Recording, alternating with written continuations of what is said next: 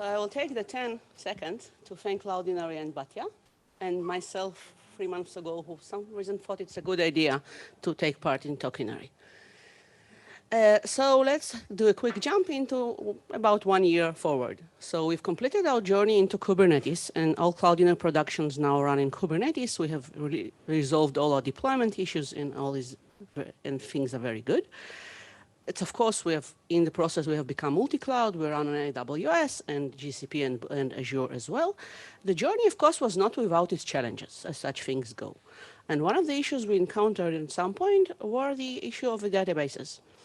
It was not a big issue, just a small one. The databases was kind of becoming empty. Well, not all the time, just sometimes.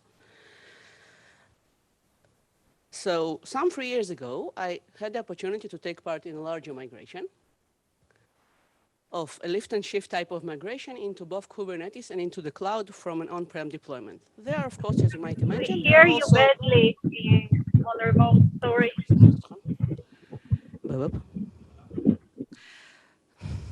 So let's talk just a bit about Kubernetes.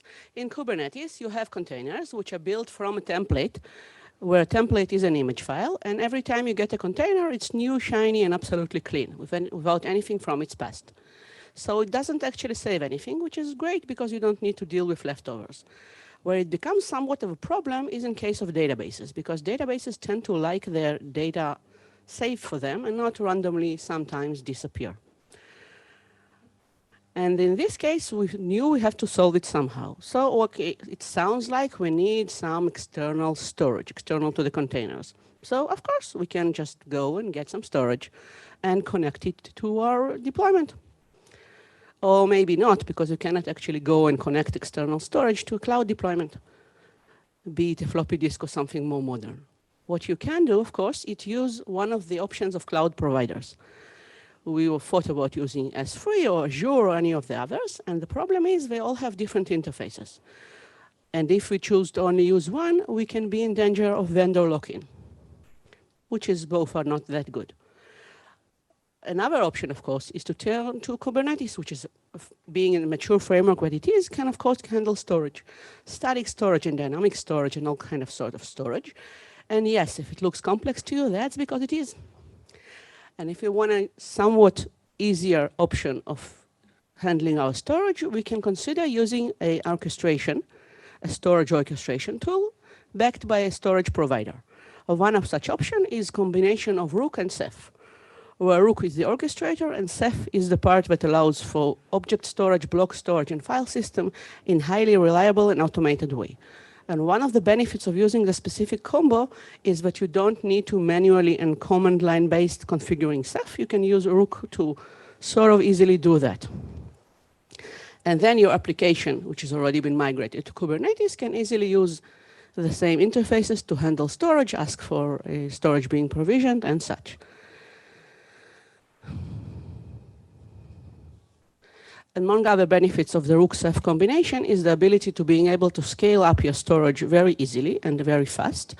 And also you have a distributed reliable storage where your data is being backed up many times over. So you have the safety of that. But you might wonder, what will I do in case of production alert? Am I stuck with like a big black box of production issues?